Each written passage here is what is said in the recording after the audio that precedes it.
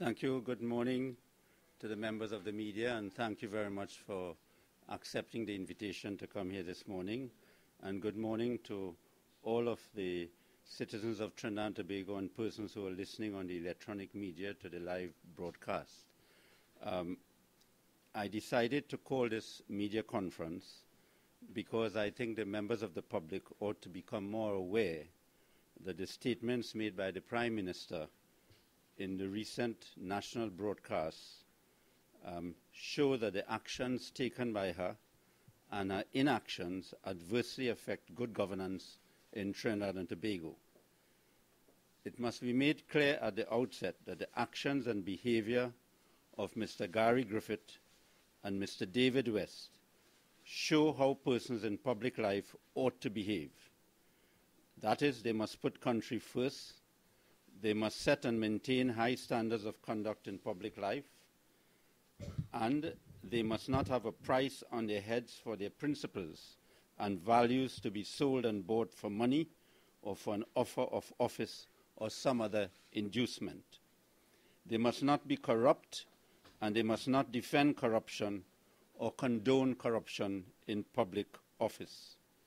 They must regard the values of democracy, the Constitution of our country, and the rule of law to be the most important matters to uphold. Those values, and they being upheld by persons in public life, are more important for good governance than fixing the roads, drains, highways, hospitals, etc. A contractor can do that. A supervisor of contractors can do that. Persons who offer themselves to be politicians and to occupy public office must understand and appreciate that the soul of the nation is not fixing the roads or drains. The soul of the nation comprises the values of the Constitution, of democracy, and of the rule of law. Those who occupy public office must not use public office for private gain. They must not use public offices, their resources, and public officers for party political purposes. A clear distinction must be made and maintained between the party in government and the government. Government can only work for the people if the government is honest and if the government sends a strong signal against dishonesty and the criminal conduct of ministers and other public officials. Government must not attempt to fool the people by using public relations spin to dilute the rape of the values by public officials of the Constitution and the rule of law. A Prime Minister under the Constitution of a republic must lead by example. He or she must show that he or she has a passionate commitment for honesty and integrity in public office, and must show that when any of his or her ministers violate those principles, he or she would take swift and decisive action. In no way must the Prime Minister defend the wrongdoings of ministers. A Prime Minister must never directly or indirectly shield the wrongdoing of any minister of government. Trinidad and Tobago at this time needs serious leadership. There are urgent and pressing problems facing the people of Trinidad and Tobago. It is time to stop cosmetic governance. It is time to stop superficialities and for there to be serious governance. Our people are being shortchanged. Sustained justice is being rationed on a daily basis. Unless there is a roundabout turn in this country, our country would not be able to recover from the political precipice in which it finds itself. The time for action is now. The Prime Minister, in her introductory remarks on the 2nd of February, stated that she pledged when she took office that there would be no compromise in the integrity of public office or in the performance of her duties, and that she would uphold the Constitution and the laws of our country. She would do right to all manner of people without fear or favor, affection or ill will. She stated that she has done that over the last 4 years and that she has always put the public interest first. It is clear that what has happened over the last 4 years in Trinidad and Tobago, that these statements of the Prime Minister are clearly not true. Her actions and her inactions in respect of the alleged misconduct of the then Attorney General show that she has not upheld those principles. in that she failed in her address to send a strong signal to all of those persons who occupy ministerial office that they must set high standards of conduct in public life and that they must not be dishonest, and that if they were, she as Prime Minister had a duty to take prompt and firm action against them. The Prime Minister has not shown that she has a passionate commitment for the principles of honesty and integrity in public office. Her actions in this matter show that she was more concerned with the public relations spin of the allegations against the former Attorney General instead of her dealing with the issues of national interest involved. She undermined and subverted the values of integrity in public office, the values of the Constitution and the rule of law, by putting Mr. David West and Mr. Gary Griffith and the leader of the opposition in the same category as Mr. Anand Ramlogan, when in truth and in fact, it is only Mr. Ramlogan who was the subject of the police investigations. The others have done no public wrong. The Prime Minister treated Mr. Gary Griffith unfairly and made it appear as though Mr. Gary Griffith did wrong. The Prime Minister sent a signal that under her government, those who did wrong would be shielded and protected by her, and those who did right would be punished by her. Her signal to the public service was that public officers must not expose wrongdoing. They must instead condone it, and if they stand up against it and blow the whistle, as Mr. David West did, they would be publicly humiliated by her and her government. The Prime Minister showed that her government was prepared to condone wrongdoing and to reward public officials who compromised their duties and office to protect her government. The Prime Minister failed to remove or to announce action to remove the Speaker of the House of Representatives because of his alleged mistake of misreading a letter from the Minister of Finance as a notice from the High Court. That mistake caused an opposition motion not to be debated in the Parliament on the basis of the sub judice rule. The Prime Minister left the Speaker of the House of Representatives untouched, but removed the President of the Senate without giving the country any reasons for doing so.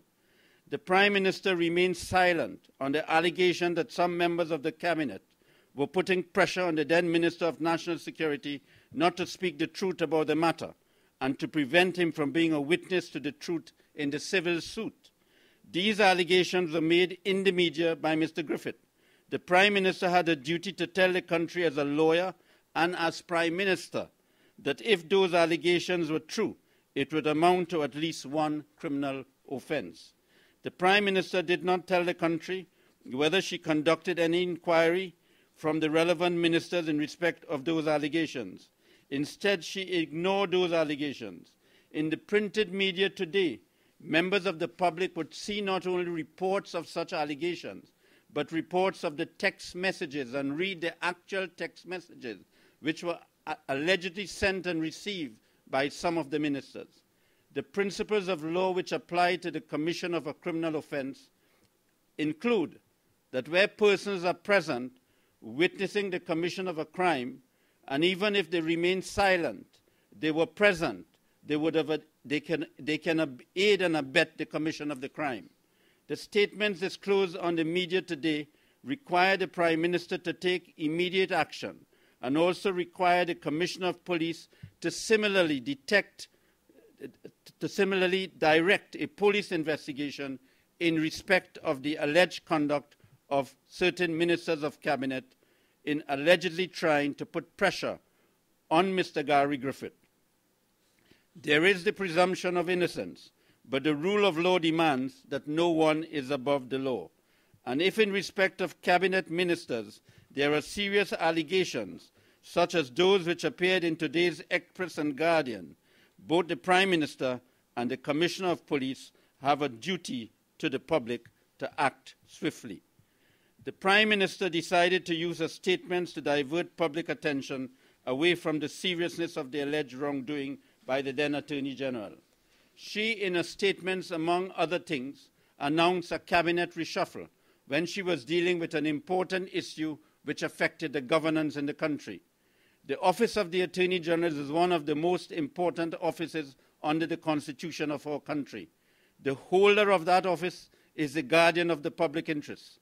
Under the Constitution, the Attorney General, together with the Prime Minister, can at any time form the Cabinet of Trinidad and Tobago. The Attorney General is the legal advisor to the Cabinet and the Government of Trinidad and Tobago. Where there are allegations of dishonesty or the commission or the allegations of the commission of a criminal offense by the holder of that office, it is the solemn duty of the Prime Minister, in accordance with the oath she has taken as Prime Minister, to act immediately to ensure that the office of the Attorney General is not compromised.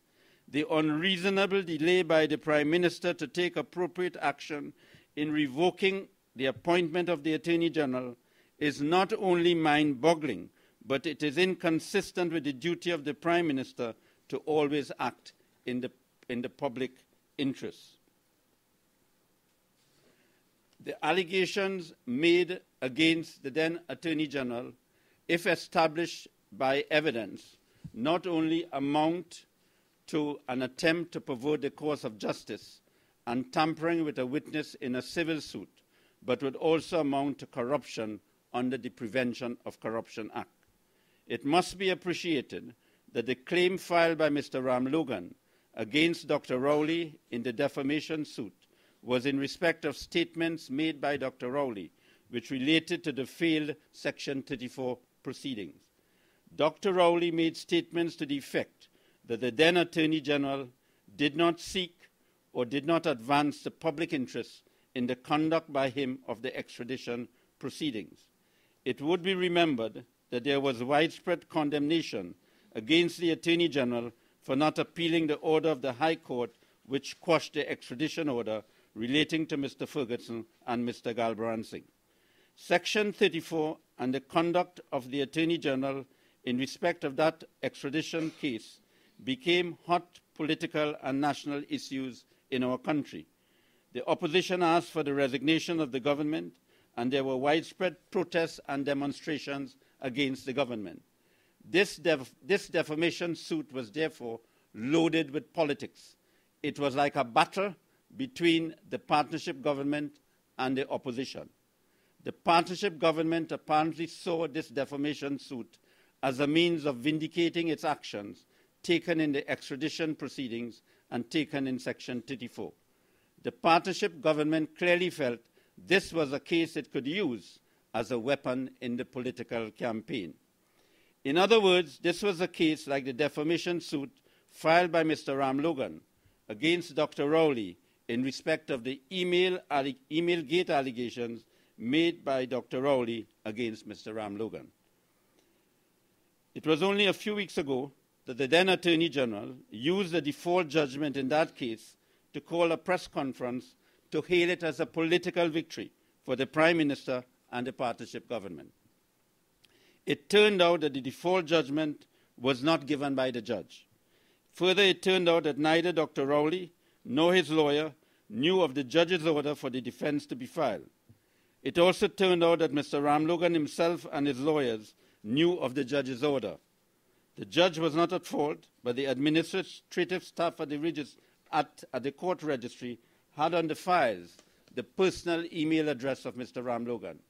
To date, the public has not got an explanation how the personal email address of Mr. Ram Logan appeared in the files of the court when Mr. Ram Logan was represented by a lawyer.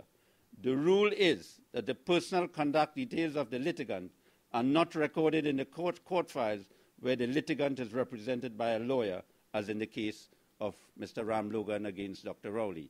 His email address and contact address and numbers should not be in those files.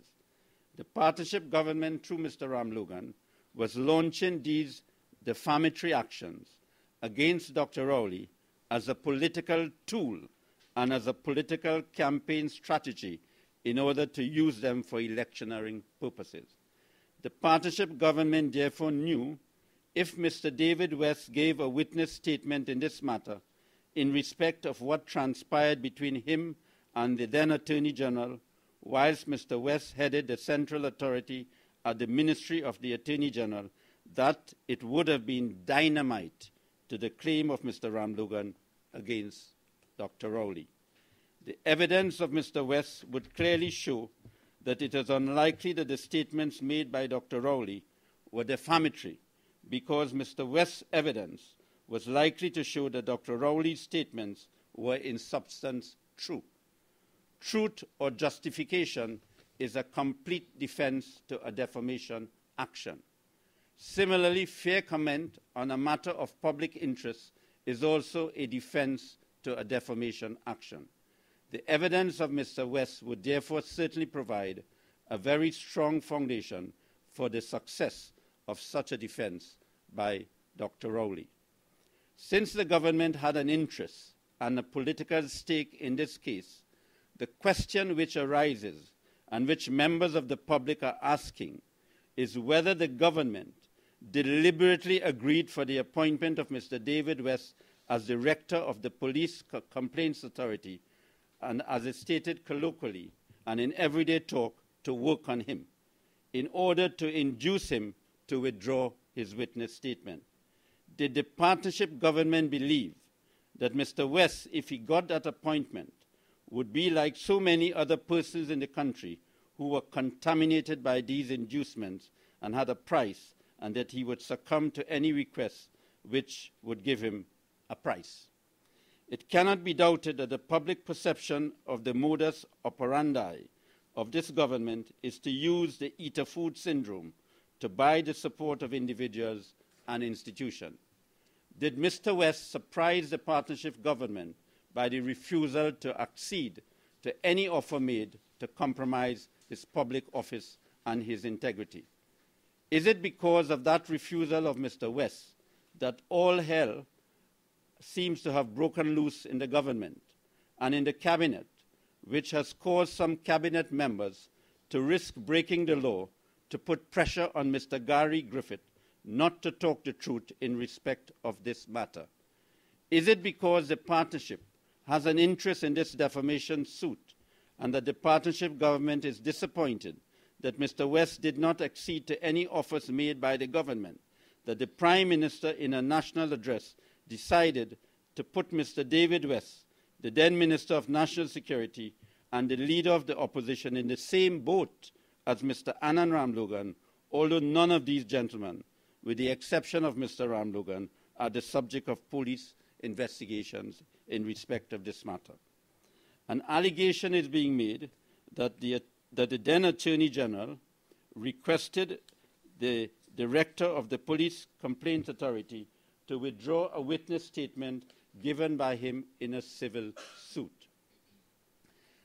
This is not only a serious allegation, but if it is true, it would amount to serious criminal offenses of tampering with a witness, attempting to pervert the course of justice, and corruption under the Prevention of Corruption Act. Any Prime Minister who sees these facts unfolding in the public eyes, coupled with the fact that the Commissioner of Police ordered a police investigation into the matter, would act swiftly in a duty to ensure that the office of the Attorney General was not compromised and the public interest was adequately protected. The Prime Minister had a duty immediately to terminate the appointment of the Attorney General. The Prime Minister was abroad. Nothing prevented her from taking action from abroad to protect the public interest. The Prime Minister returned to Trinidad on the Thursday night. She did not take action on the Thursday night, not on the Friday, not on the Saturday, and not on the Sunday. On the Monday night, she made her announcement. But during the period of time from when the Prime Minister returned to the country on the Thursday night to Monday night, the Prime Minister had sufficient time to, among other things, attend social functions, including the Cancer Fete in San Fernando and the soca event in Skinner Park. The statements made by the Prime Minister in the national broadcast attempted to water down the seriousness of the allegations of a then Attorney General. She made it appear that the then Minister of National Security and the Director of the Police Complaints Authority, together with the Leader of the Opposition, ought also to be investigated when there were no allegations that any one of them committed a criminal offense or that they were guilty of any wrongdoing. Mr. David West was a complainant, the Leader of the Opposition was the party to the case, and the then Minister of National Security was a witness. There was no basis factual or legal or otherwise, for the Prime Minister to have stated that any of them compromised the public office which they held, and it was frivolous for the Prime Minister to have stated that an independent probe ought to be conducted in relation to their conduct. The only person whose conduct was to be investigated, and in respect of the allegations which were made, was the then Attorney General, and the only person who allegedly compromised his office was the then Attorney General. Why did the Prime Minister try to equate their conduct with the alleged conduct of the then Attorney General? Why did the Prime Minister say that she could not sit idly by while the Office of the Attorney General, the Office of the Minister of National Security, and the Office of the Head of the Police Complaints Authority were being compromised and brought into disrepute? And may I say that I sent a letter to His Excellency the President in which I pointed out to him the law, and I pointed out to him that, based on what the Prime Minister said, there is no basis, legal basis, for him to revoke the appointment of Mr. David West, because the conditions precedent set out in the Act are not applicable to what the Prime Minister is stating. Further, I indicated to him that if he acceded to the request of the Prime Minister to conduct an independent probe into this matter while there is parallel police investigations, he would be subverting and frustrating the police investigations into this matter. So why the Prime Minister is asking for a probe in the light of the police investigations? Why the Prime Minister wants another inquiry to run parallel with the police investigation? The Prime Minister has suggested that there was a duty on the Director of the Police Complaints Authority to inform her and the President of the witness statement he gave and the allegations made against the then Attorney General. There was no such duty on the Director of the Police Complaints Authority. Why did she make it look as if the Director of the Police Complaints Authority failed in a duty of disclosure? She cited no code of ethics or no law to support her contention. She also, in a national broadcast, gave the impression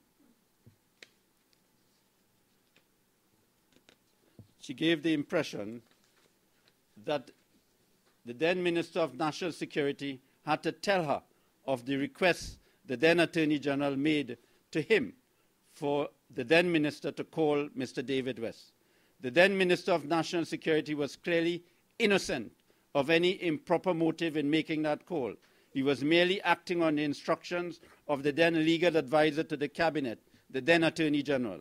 Whilst the Prime Minister gave the impression that the Leader of the Opposition, Mr. David West, and the then Minister of National Security did wrong in allegedly compromising the public office they held and to allegedly breach duties of disclosure, she did not mention the serious breach of disclosure of the Speaker of the House of Representatives to tell the Parliament and the country the truth. He told the Parliament he got a notice of the High Court, but it was a notice from the Minister of Finance. The Prime Minister did not announce any plan of action to remove the Speaker. The Prime Minister left his conduct untouched, but she removed the President of the Senate, Mr. Timothy Hamel-Smith, without giving the nation any reasons for doing so. Why was it necessary for the Prime Minister to remove the then Minister of National Security for making allegations that some members of the Cabinet were putting pressure on him not to speak the truth about the telephone call he made to Mr. West on the instructions of the Attorney General? The then Minister of National Security made it clear that he would not succumb as his duty was to speak the truth. The Prime Minister dismissed the Minister of National Security for doing the right thing, for being honest, and for upholding the Constitution and the law. He was not even assigned to another ministry temporarily if it was felt that during the police investigations he would be the minister in charge of the police service. This was a grave injustice, not only to the former minister, but to the country. In the allegations of Prison Gate, the then Attorney General was the subject of the police investigations. Calls were made to the Prime Minister to remove the then Attorney General from the Ministry of the Attorney General because he was the subject of the investigations in respect of the matters committed within his ministry, allegedly committed within his ministry. The Prime Minister refused. In the email gate, both the Attorney General and the Prime Minister were the subject of police investigations into email gate. The Prime Minister did not remove herself or remove her then Attorney General from the office pending the investigation. In respect of the allegations in Section 34, in which both the Prime Minister and the then Attorney General as lawyers and as senior counsel knew that the effect of proclaiming Section 34 was that Mr. Ferguson and Mr. Galbransing would no longer have to face prosecution. The Prime Minister resisted the call for an independent investigation into Prisongate, Emailgate, and Section 34. But strangely, she's urging an independent investigation of Mr. David West, Mr. Gary Griffith, and Dr. Rowley, who did no wrong in this matter, but who she is alleging compromised their respective office and brought their office into disrepute. It is also significant that the Prime Minister did not only close her eyes to the wrongdoings of the Speaker of the House of Representatives, but failed to announce, to have, or to make a decision or to announce that if he does not resign, that she would remove him. It is the duty of the Prime Minister to remove or cause the Speaker of the House of Representatives to be removed. The Prime Minister has also closed her eyes to the misbehavior and wrongdoing of the alleged behavior of some of her cabinet ministers. If these allegations are correct, it would mean that not only they failed to disclose those matters to her, but they brought their respective office into disrepute. Ladies and gentlemen, it would appear to me that the Prime Minister has shown clearly by her statements and by her actions that her government is not interested in carrying out the election manifesto which they had, and which was to change the politics of Trinidad and Tobago and to bring honest government to Trinidad and Tobago. Thank you. I would invite any questions that the media has. The Prime Minister promptly wrote to the President requesting the removal of Mr. West. The President has not acted as yet. Is it that he doesn't have the power to act? He certainly does not have the power under the Police Complaints Authority Act to act. Under Section 12 of that Act, it states specifically the conditions which must be satisfied for the President to exercise his discretionary power to remove a director of the Police Complaints Authority or a deputy director of the Police Complaints Authority. And those conditions are not satisfied. One of those conditions is that if the director is unable to perform his functions because of infirmity of mind or otherwise.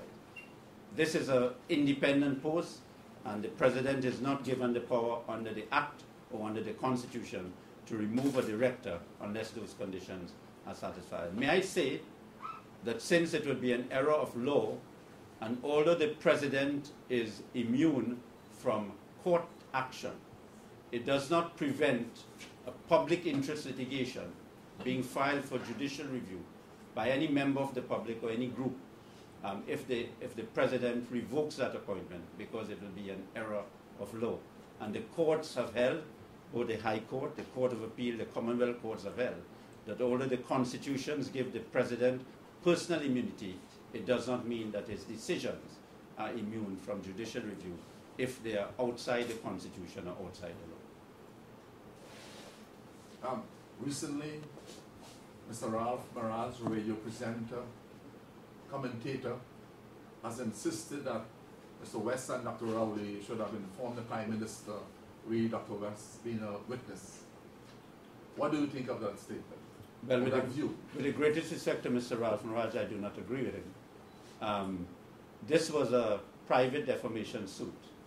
Mr. West made it clear that he was in the process of accumulating evidence to corroborate his story. He had no obligation, even after he corroborated his story, to inform the President or to inform the Prime Minister. None whatsoever.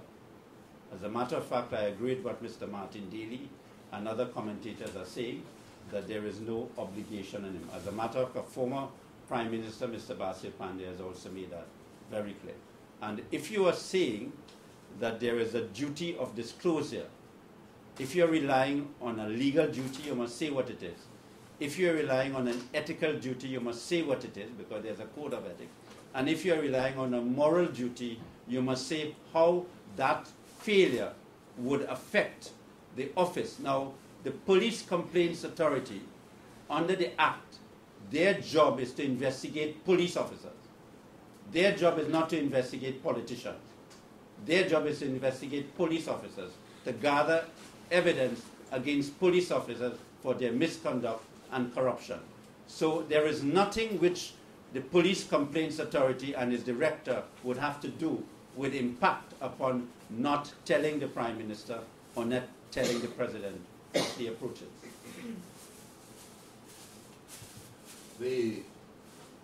Over the last 4.5 years, there has been 4 reshuffles by the present government.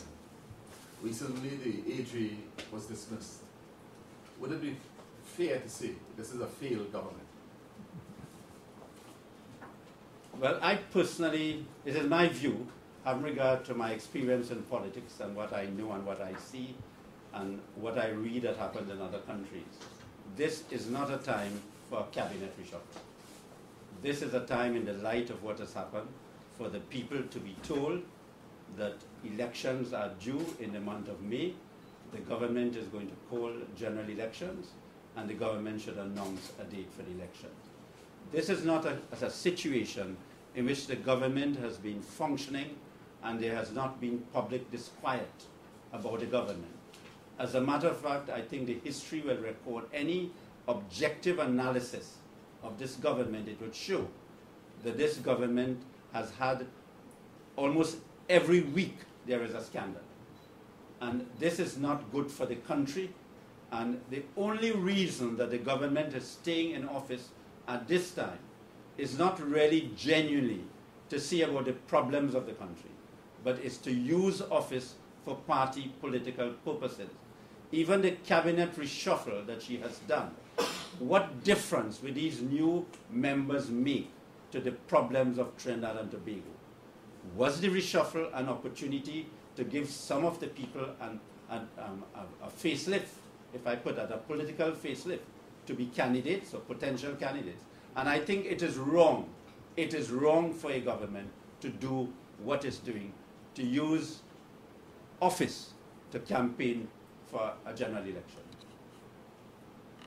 Mr. Maharaj, you mentioned in your statement, you referred to today's newspapers and the articles of text messages between ministers.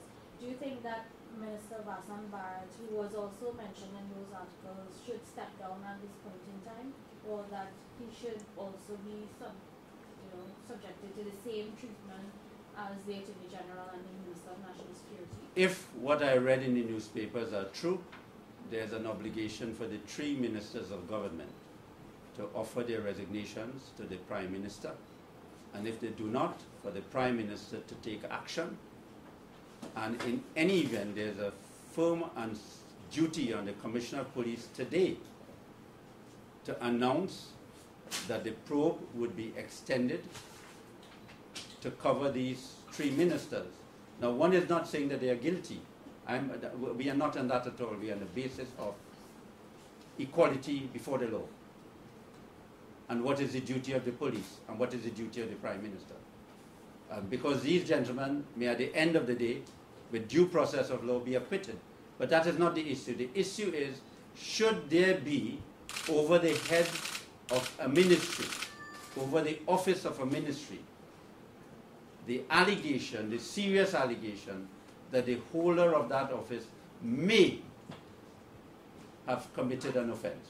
Not that he has committed an offense. There's an allegation. And if there is such an allegation, then the minister has a duty to resign. And if does not resign, remember, under our constitution, the Prime Minister takes full responsibility for all actions. What has been happening under this government, it appears as though the Prime Minister is trying to distance herself from the cabinet. if there is under the Constitution of Trinidad and Tobago a corrupt government, then every member of the cabinet is collectively responsible for that. If there is an honest government, then every member of the cabinet is responsible. And if there is a corrupt government, the ringleader is the Prime Minister, and if there is an innocent government and a good government, the ringleader is the Prime Minister. Well, thank you very much. Thank you for coming again. Very good listeners.